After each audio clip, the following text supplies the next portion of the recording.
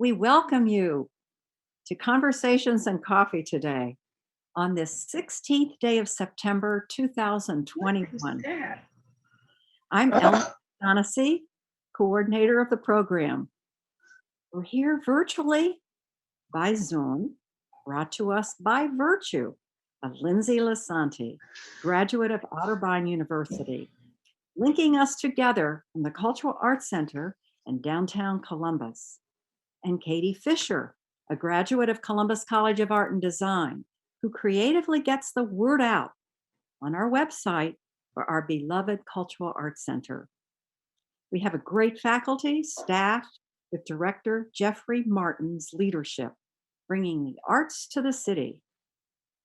Today, we have with us our main gallery artist, Elaine Fleck, sharing with us an amazing show, Interwoven, as Elaine has given the name.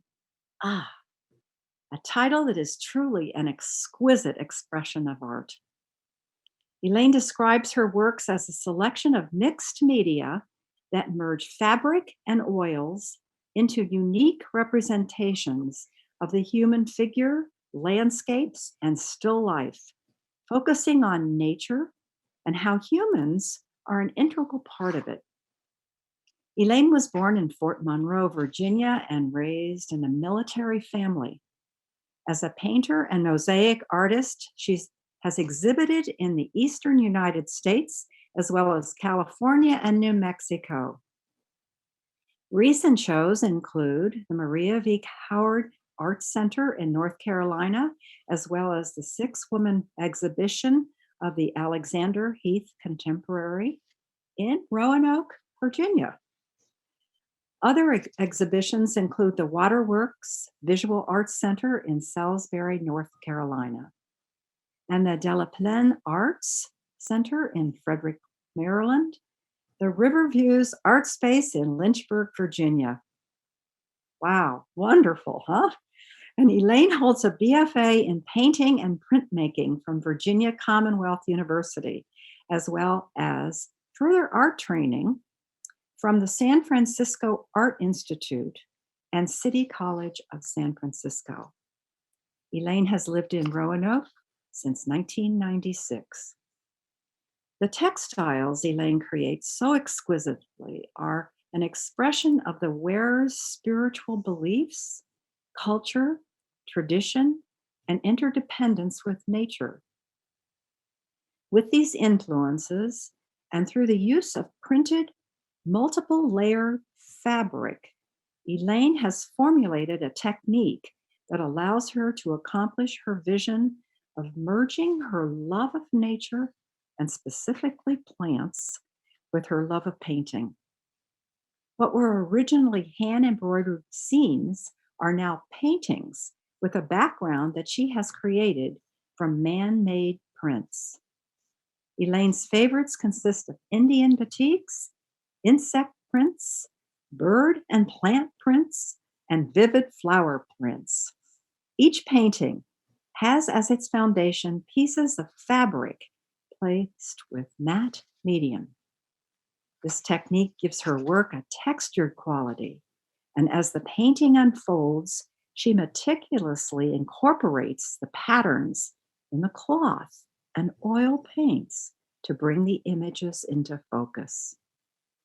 Elaine shares that her inspirations come from complex designs in nature, whether they are the wavy lines of an armadillo skin, the patterns in a seashell, or the multicolored blooms in her summer garden.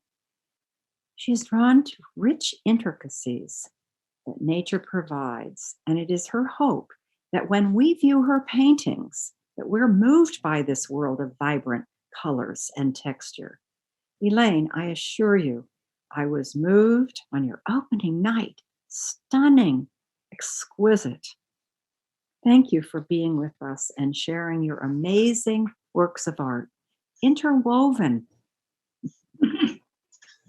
Ah, thank you. So take it away, huh? So we get to view these beautiful.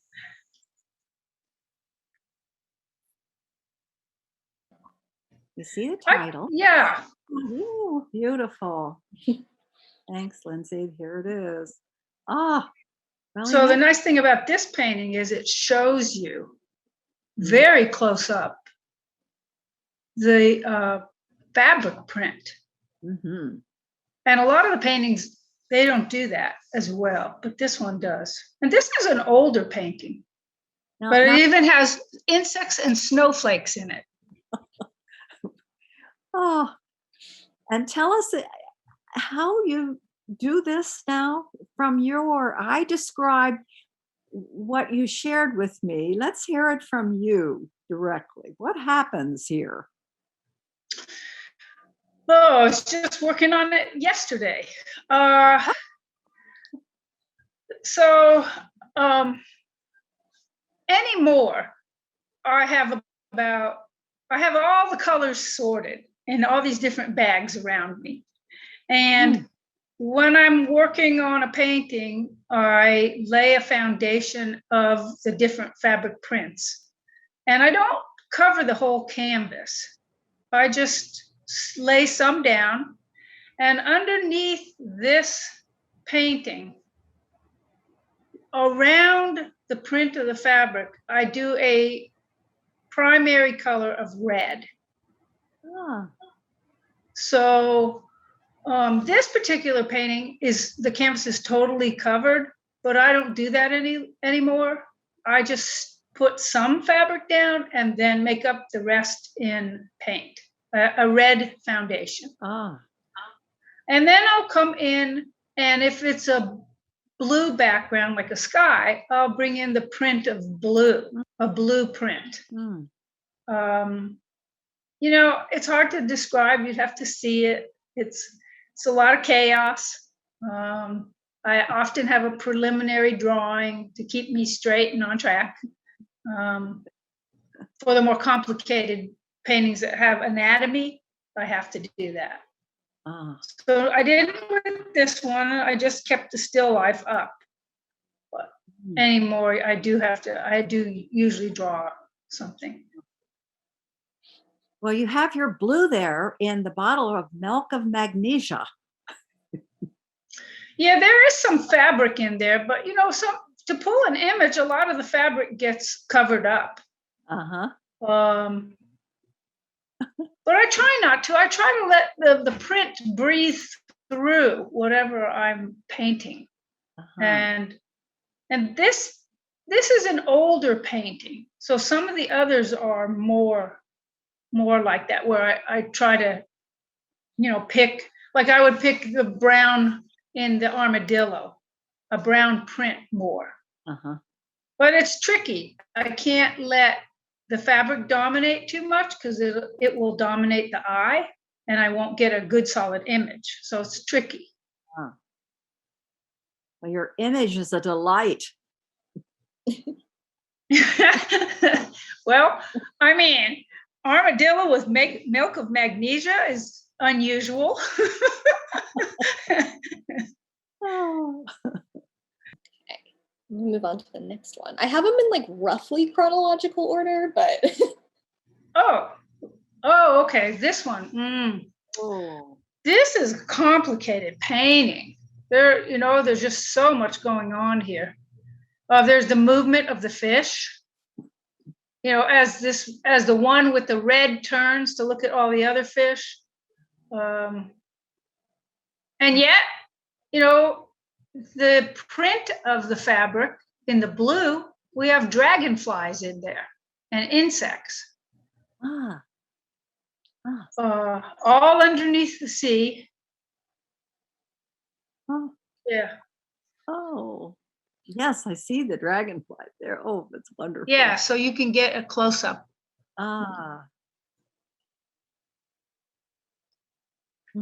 This painting had a totally different beginning. It was much more, well, let me put it this way, much less spontaneous. And I went on a trip, and when I went scuba diving, I came back and totally changed the painting to what I saw underneath the water. which is a lot of action. Yes, love it. It's beautiful. And having been scuba diving, I really appreciate what you're saying. Yeah, there's lots of things going on. Yes. And the coral will move, and fish coming and going. Yeah.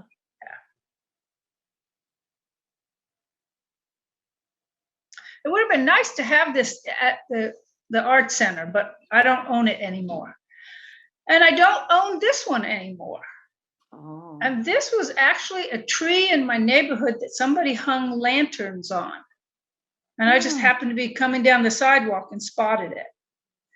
Now, underneath this cat is a person up against the tree that did not work. So out this person went, and I put the cat and the eyes of the cat pick up the lantern glow. So it worked much better. Mm-hmm. Oh, those lanterns are exquisite. So when you say there was a person underneath, is it still there? Or did you like peel off the layers, or? It's still there. Okay. It's covered in more fabric. Yeah. And that's not unusual for me. I do this all the time. I, take images out, put them back in, move them around. They don't work. I don't like the balance. And it was too cluttered with a person in there. This just lets the eye go to the lanterns. You have the space in between the lanterns and the cat. And that's what it needed. Oh, I think I see that. Because the tree has a life in itself. So they're the two main beings in the painting, the cat and the tree. What you've done to the trunk of that tree and those limbs is extraordinary. Yeah. Well, trees are interesting. They're a fun study. And I like these lanterns on it. Uh-huh. I think they must have been solar panel powered, so they would come on in the evening. I don't know. I made many trips back to study the tree and paint on site. And you caught the shine of it, the yellow. Wow. Yeah, and they move, so there's a certain sway to them. Mm-hmm. When the wind picks them. Mm.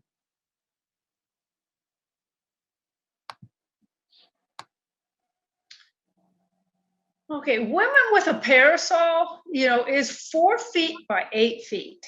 So this is the centerpiece of the show at the Art Center.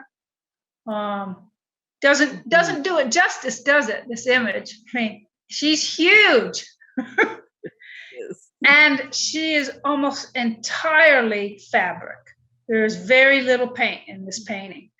The main paint would be in the flowers that are on the parasol, and then the spokes of the parasol, and that's it.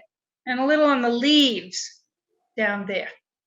But everything else is red and shades of red, and then black. And so this was in a show where it was required to be only red and black. Oh.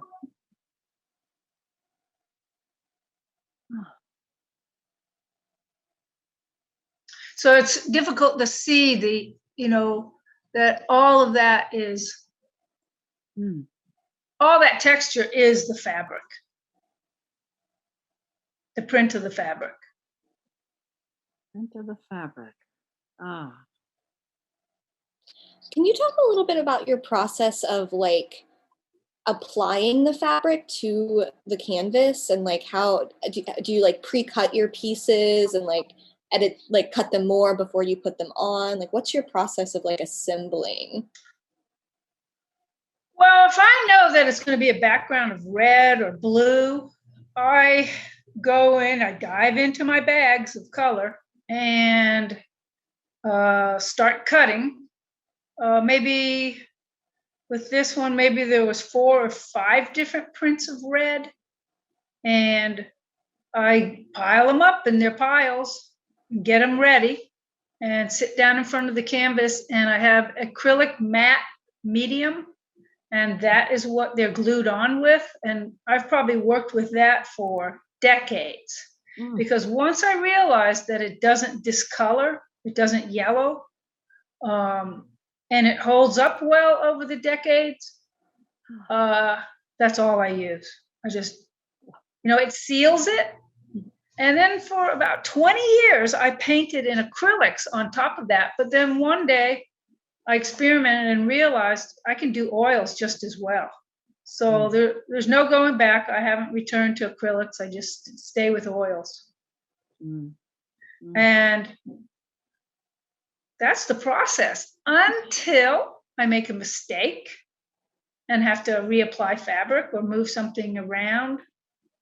I will paint for a while and then stop, wait for the paint to dry, and maybe apply more fabric. What would be a mistake?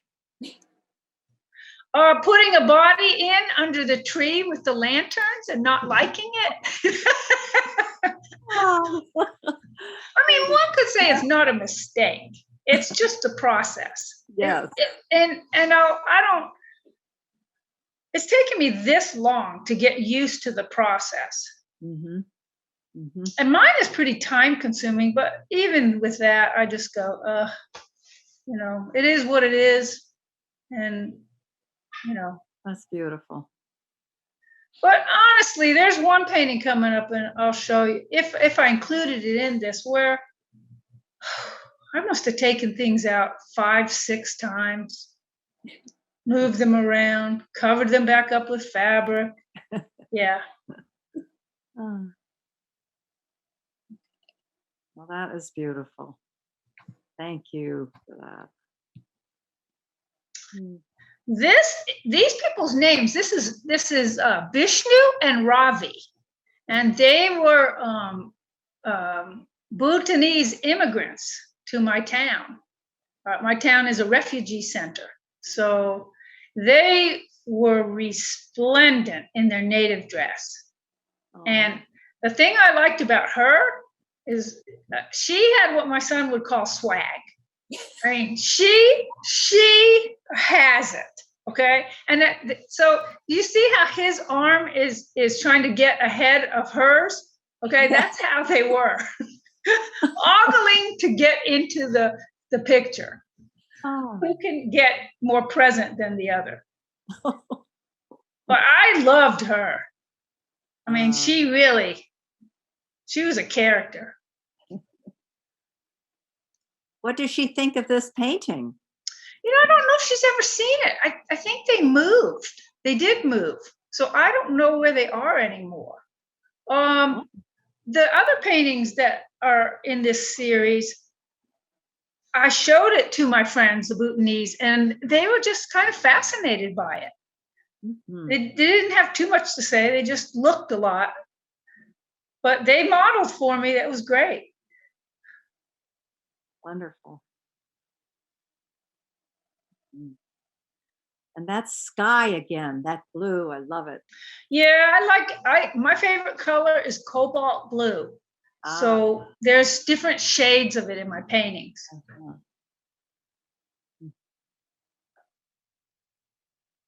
I don't know why I like cobalt blue. I'm just fascinated by it. One beautiful color. I was looking for more dragonflies. Not in this painting. They're not showing up in this one. Yeah, no dragonflies. And no batiks either. Look at the pattern. I see an insect. Yeah, there are some insects.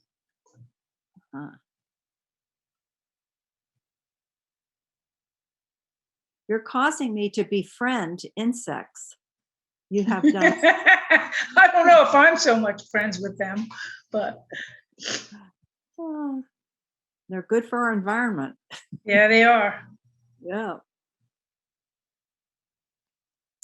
This is the matriarch. This is Vishnu She's in her 80s. Mm. Again, always in their native dress and in their saris. Beautiful, just beautiful. And chili peppers are the big thing that they grow. They were actually, the Bhutanese were actually members in the community garden that I have. And for years, they grew chili peppers. And then to the left on the white plate is one of the flowers that they grow. It's a amaranth color. So in Roanoke, when you see a house that is lined, the sidewalk is lined with marigolds and these amaranths, you know that it's a Bhutanese house. Automatically know it.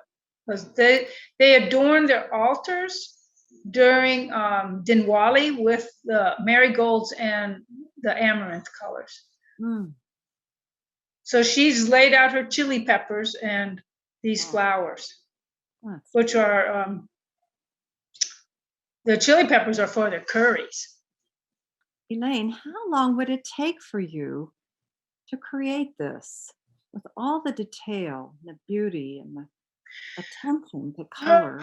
You know, I don't mind putting the fabric down at all. It's actually one of my favorite parts because it's just a meditation in itself, and I don't have to do a lot of thinking. But once you get the fabric down, and then you're dealing with problems of perspective and anatomy, especially anatomy, it's hard.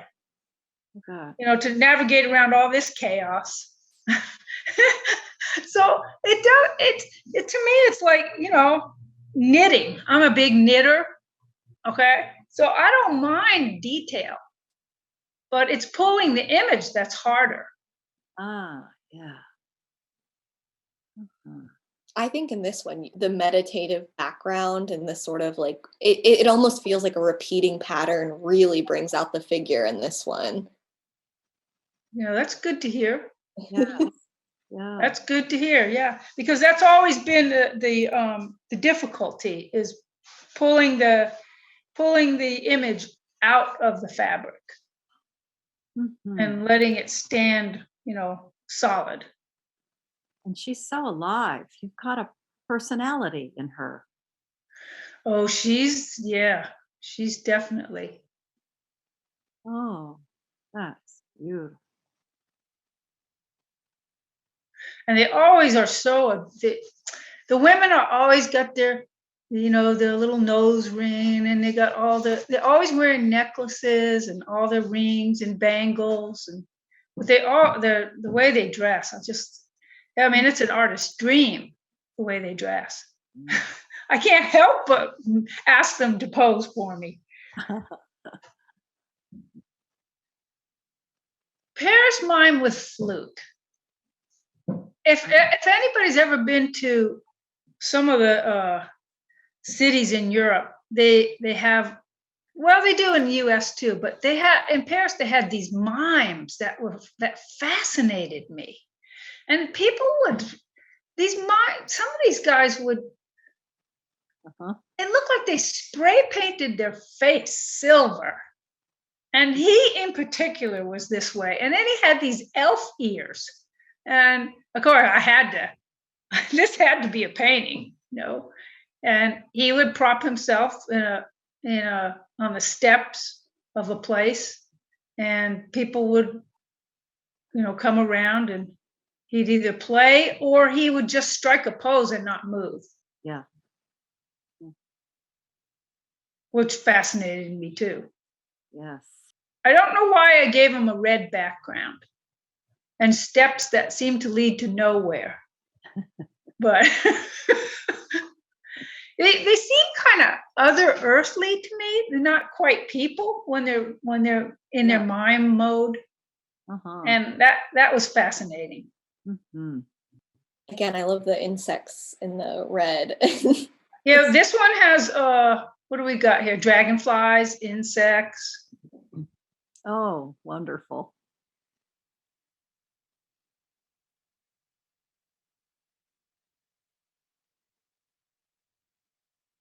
And the bricks are crazy. I love them. The bricks? Let's see what's in the bricks. Oh, yeah. Yeah. cherries. There's little cherries in them. I recognize all these prints. I know them. I know these prints inside out. How do you select your prints? Do you just like find one that you like and it just goes in the stash, or? There's Joann's Fabrics is not far from me, and I go in there and just go down the aisles, and I'm looking for really unusual prints. Hopefully maybe has a white background sometimes that I can paint in the red around it. I like words increasingly in the prints, and the batiks are fabulous because they give a dimension. They give another dimension, because what were they originally? Somebody had painted. I don't remember how you do wax, right? I think that's how batik is done. But that's kind of a spontaneous print, and then it just adds so much more texture and dimension to the paintings. I don't know. I just go down the aisles, especially if I hit a sale. And I was just there the other day picking out some new ones. Crashing Waves is another print I love. Just crazy stuff. And how did you come to this mime character? Walking down the street. That's it. There he was. Your imagination. A crowd had formed. Okay, so you created this. Well, he was on the streets when I was over there in Paris. So I drew him up. That's what I'm asking. You drew him up. Mm-hmm. Yeah. Wow. Yeah, I worked from a drawing with this one because he was complicated. His face was very not easy. I probably changed his skirt that he's wearing 5 or 6 times until I got it right. Oh, you did get it right. Yeah, I mean, unless I'm happy, I don't want anybody else to see it. I gotta like it. Oh, that's great.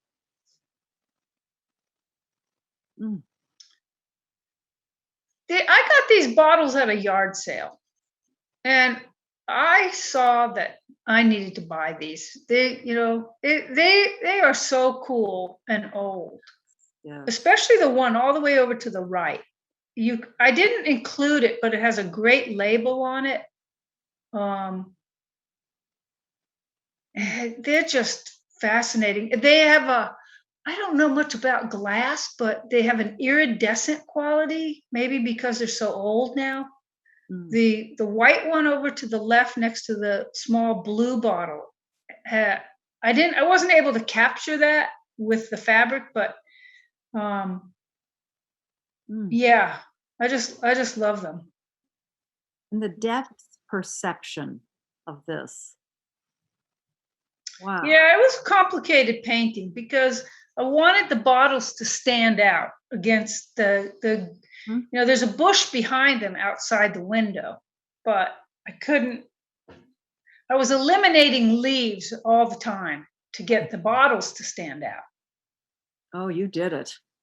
So that's where, again, I had to lay down more fabric to do that. So this took entirely too long. I don't even want to tell you how long, but it's just one of those processes. And the drawing of the bottles. Tell us about that. How do you mean the drawing? Well, did you draw these from what you did in having these bottles that you collected? How did you do that? I moved my easel. I set up an easel downstairs from my studio. And they are on the windowsill downstairs. So there I painted right from them. Oh, beautiful.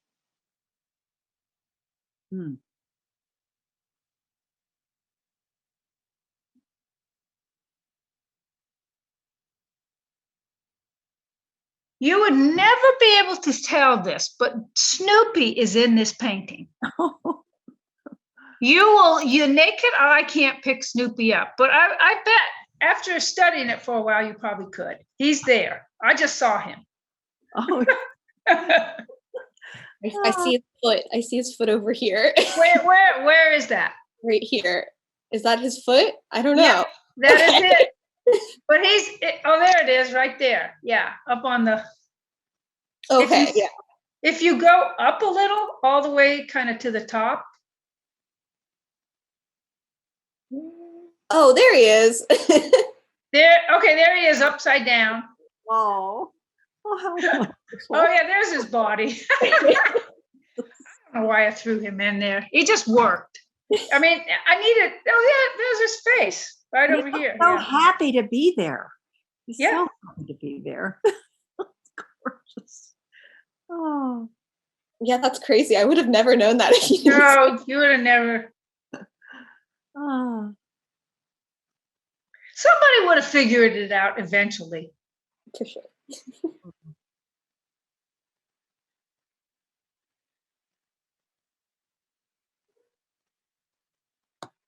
Okay, so I thought that to talk about this painting, I'd rather hear what other people have to say than for me to launch into it. Anybody have any thoughts? Katie, do you have anything to say? Yeah. I like this one a lot. I'm a big fan of horns and like collaging in general. Anytime something non-human is combined with a human figure, I'm always like immediately drawn to it. And I kind of was thinking about the like manger scenes, just because he's down in like a little bed, which kind of made me think further to kind of going more in the direction of my own experiences. But putting together the manger at Christmas is always one of my favorite things to do. I loved it as a kid. And my mom would get really annoyed because I would jam everybody into the manger. I wouldn't give it any like breathing room. I would just like, yeah, I all gotta get in. Like every like sheep, every goat, every like there was a camel, I would just like, yeah, everybody has to be there. So it made me think about just sort of animal and humans and really truly together, and then literally in this together. And I love the colors. I'm a huge fan of orange and blue, so I noticed that right away. And just all the different really rich textures too. Anybody else? Sort of on the same vein. It immediately reminded me of like the nativity scene when you're a kid, and like the little removable baby Jesus, but like if you dropped him a couple times, like he's missing some of his arms.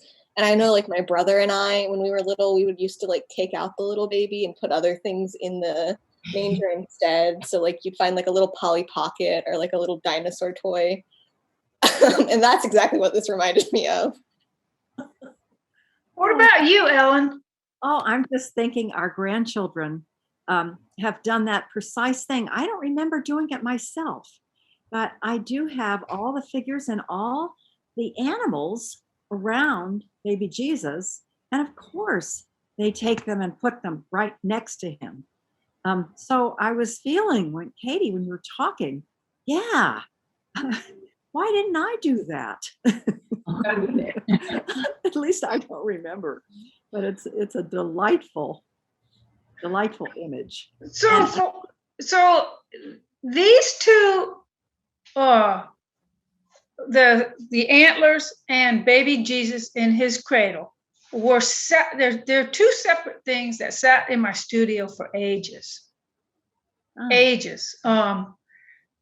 Baby Jesus actually came from a structure in Roanoke that burned one night, and I think the firemen had put him on the curb, and I rolled up with some friends of mine and saw him there and snatched him up. Wow. So he's, stayed outside for years. I put him out at Christmas time, and adorned him and in different ways. But one day, I just stuck the antlers on top of his head and propped him up. Mm. And I have to say, I didn't have a plan. I really didn't have a plan and a meaning to what it was. But I will say, it strikes a chord in this region. Mm. Mm. And this is one of my favorite paintings right now. I just love, I think they're a good match.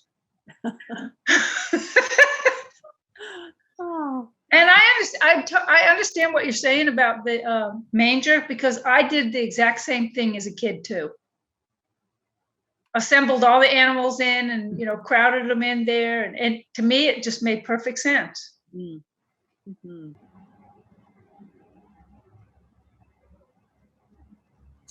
I also had stories about some of the manger people. Like there was a sheep girl and like a sheep boy. They had sheeps on their shoulders in our manger that we have. And I was like, oh, they're dating. And this angel's jealous. And like one of the funny. wise men's was like up to something shady because his face didn't look very holy. So that's interesting. And this painting does have a lot of texture. I just let a lot of the print of the fabric come through. How do you, and I'm sorry I had to join late today, but how do you, if this got asked before, but in like how some of the lines are really, really defined, do you do that with paint? Do you have really specific ways you are using the fabric? How do you kind of like really push the different? So what do you mean by the lines are defined? Well, I guess I'm thinking if I were to try to make something like this and use so many different patterns, I wouldn't know how to really make it be like you're seeing a pillow and on that a baby and on top of his head horns.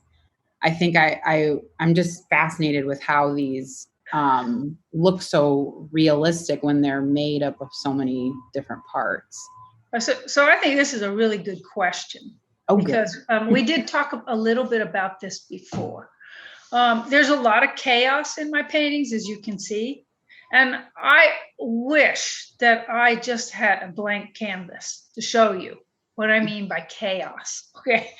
Or not a blank canvas, but one that is prepped with fabric, but no image yet.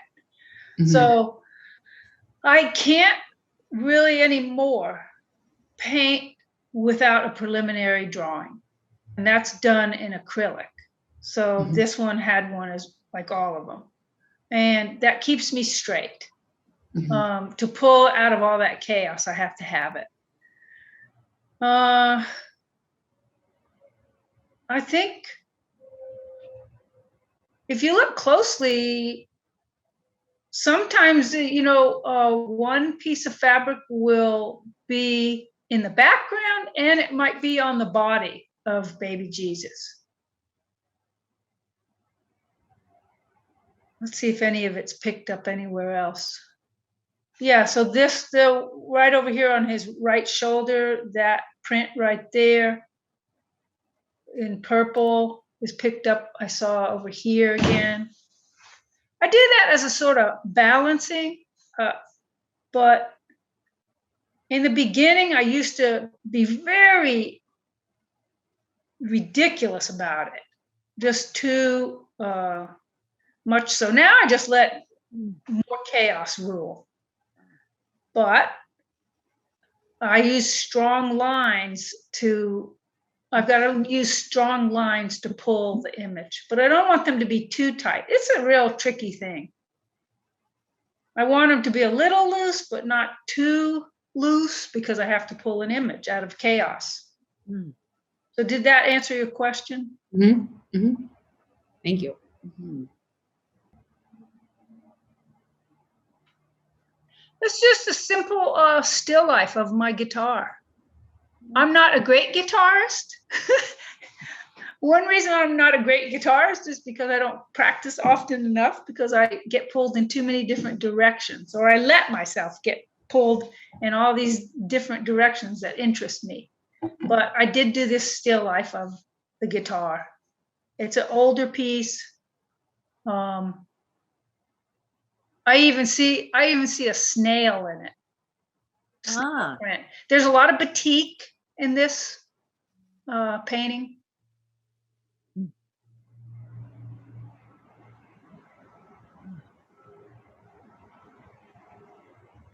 And I don't think this painting had a red background. That's how much I've changed. Oh, yes, it did. It did in some places. and it's a morning guitar. Do you play it in the morning? Huh? Oh, I painted it in the morning. Like I said, I'm not very disciplined about my practice. So usually I wouldn't paint in the morning. Well, it's Or I expensive. wouldn't practice in the morning. The Owls in the Garden is a dream I had.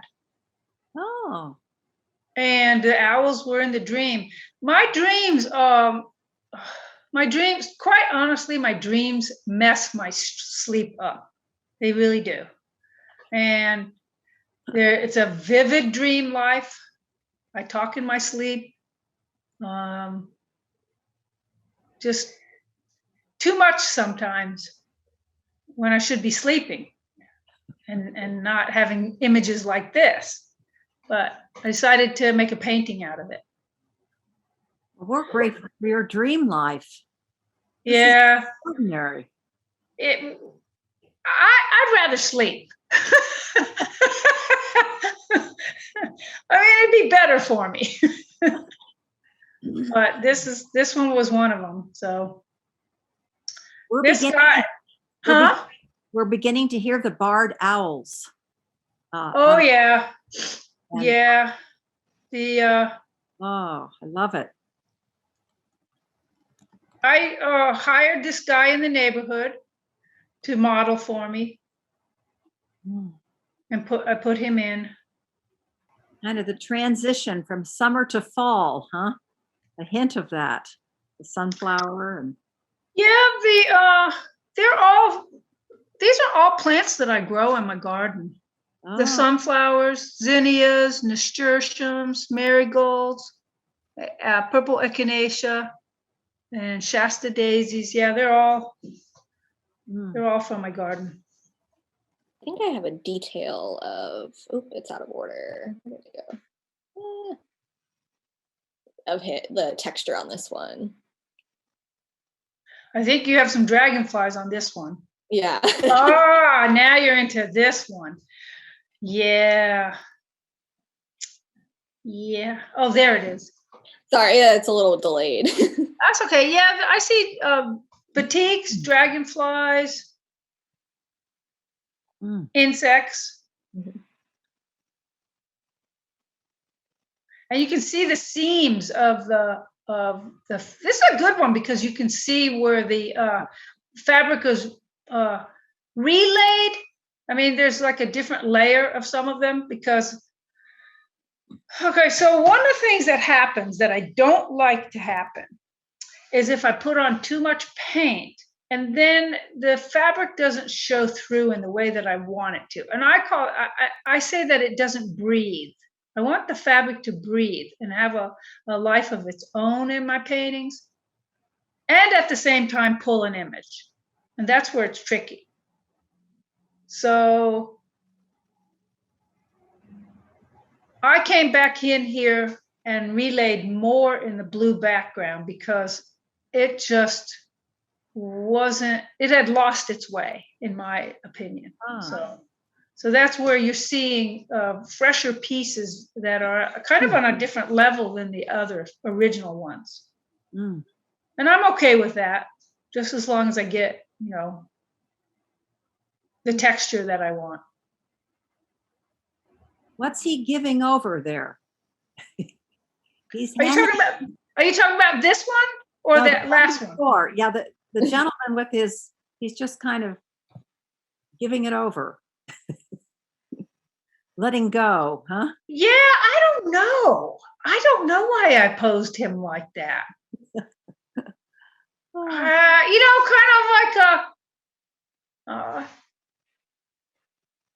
Kind of reminds me of evangelical, when you're in church, Ah, to nature. I see. Yes. Kind of a prayerful way, huh? Mm-hmm. Mm-hmm. Well, the owls are enjoying it. Yeah, the owls are intense. I admit that they are pretty intense. And I can hear their sound as I'm looking at yours. It's pretty amazing. I think we have, I don't know what kind of owls we have in this neighborhood. They might be screech owls. I don't know.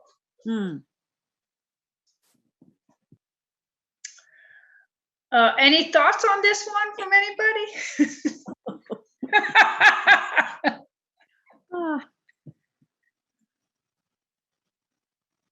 What can you say?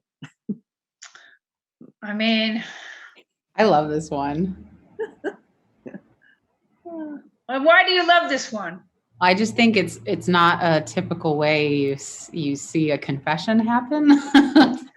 And I just think they're like at a party of some sort. And, maybe, but, you'd think maybe they're in like costumes, but I think the way they've been depicted, like, no, he's really a priest and like, she's really who she is. That I don't know, the casualness of it is really is like refreshing and it like zings, which I like. I spent a lot of time in confession as a kid. And I never knew what I should confess.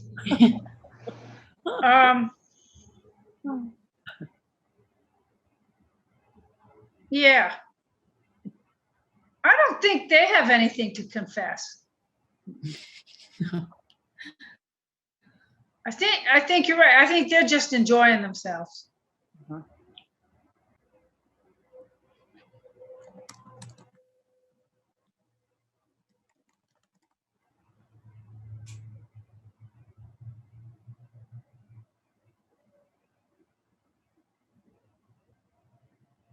This painting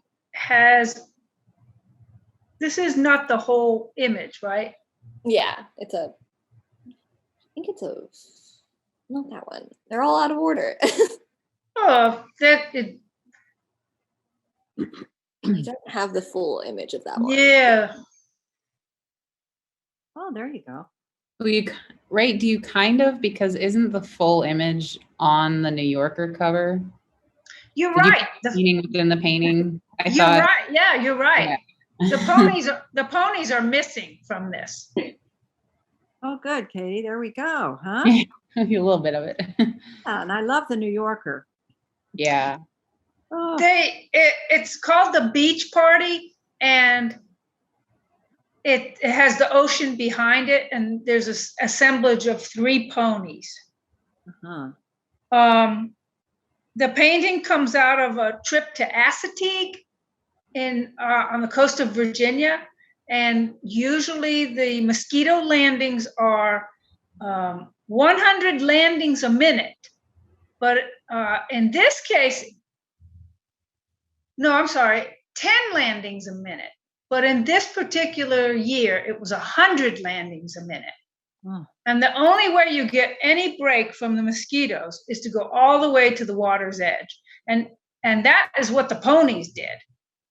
So, and I just came along and there they were, 3 of them sitting there.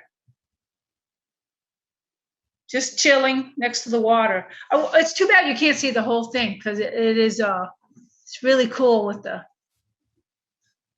Yeah, I don't think I have the image of that one. Oh, that's okay. Yeah. Oh, that's beautiful. Okay.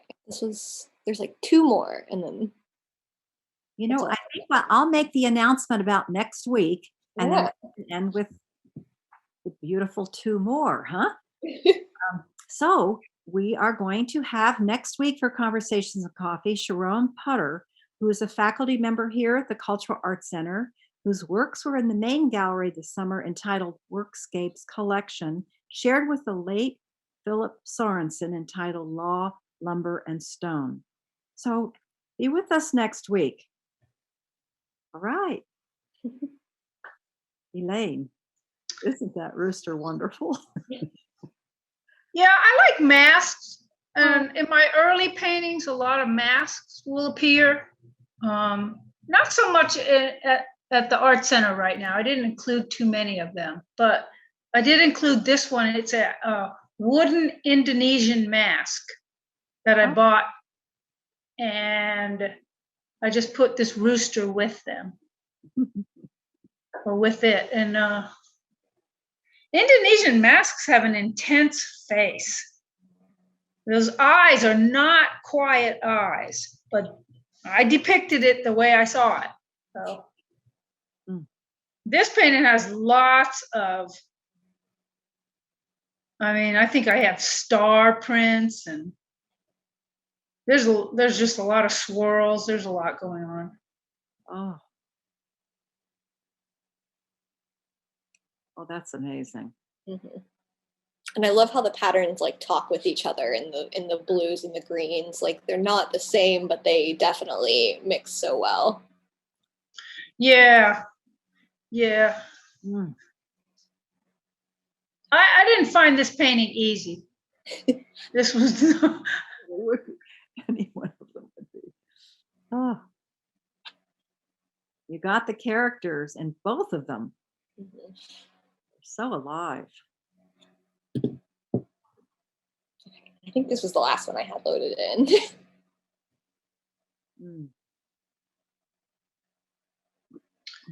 great. This actually is my son. He posed for this, and behind him is a young woman named Isha. She was my model for other paintings. My son is the 3rd generation of Army airborne, the 3rd generation. So he loves his gun. And I thought about this. I thought,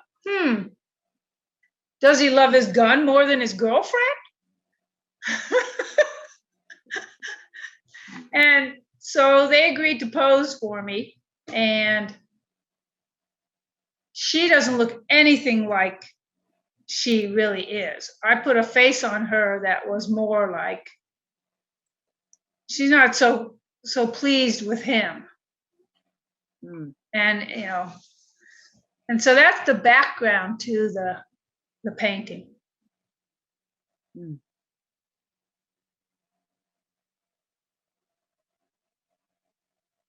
I really like her hair in this one a lot. You like her hair? Yeah. If you went in close to that hair, that's the fabric print. Oh, that's not painted. Oh, I thought it was individual. No, that's the print of the fabric. Yeah. The main paint in there is the blue. And that piece that comes across her face, but everything else is the fabric. Well, do you consider with your work? I'm sorry. Say that again. I know we have to get going, but what did you say? Do you consider your work that when you're creating your work that you're working with collage at all, or do you think this is straight like this is painting, this is mixed media? No, that's another great question.